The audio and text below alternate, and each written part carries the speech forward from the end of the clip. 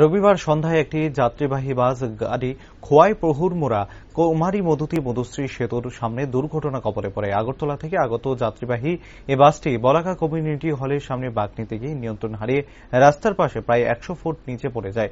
আগরতলা থেকে আগত বাসটিতে প্রচুর সংখ্যক যাত্রী ছিল। যাত্রীরা অধিকাংশে আহত হয়েছে, তার মধ্যে গুরুতর আহতের সংখ্যা 8 থেকে 9 জন হবে।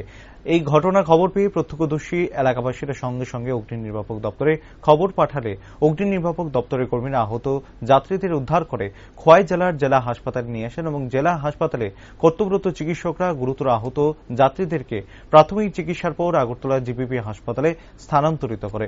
স্বল্প বিস্তর যারা আহত হয়েছে তাদেরকে খোয়াই জেলা হাসপাতালে রেখে চিকিৎসা করার ব্যবস্থা করেছে জেলা হাসপাতাল কর্তৃপক্ষ। অন্যদিকে খোয়াই থানার পুলিশ একটি গাড়ি করে দুর্ঘটনাগ্রস্ত গাড়িটির যাত্রীদের উদ্ধার কাজ সমাপ্ত করে থানার দিকে রওনা দিতে শুরু করে।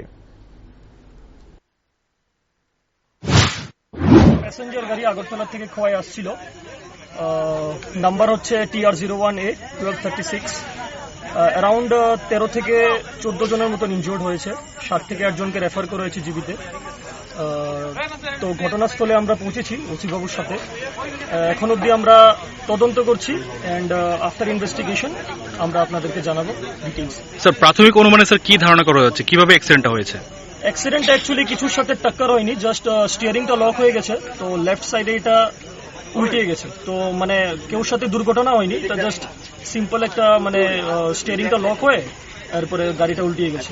তো মানে কেউর সাথে টক্কর হয়নি বা কেউর সাথে মানে কেউকে আঘাত করা হয়নি, জাস্ট এটা একটা সিম্পল অ্যাক্সিডেন্ট। স্যার, সর্বমোট স্যার কতজন আহত হয়েছে বলে মনে হয়? অ্যারাউন্ড 13 জন আহত হয়েছে। আউট অফ দ্যাট 8 জনকে রেফার করা হয়েছে জিবিতে। রেস্ট আমরা প্রোগ্রেস হলে আপনাদেরকে জানাবো। Thank you sir.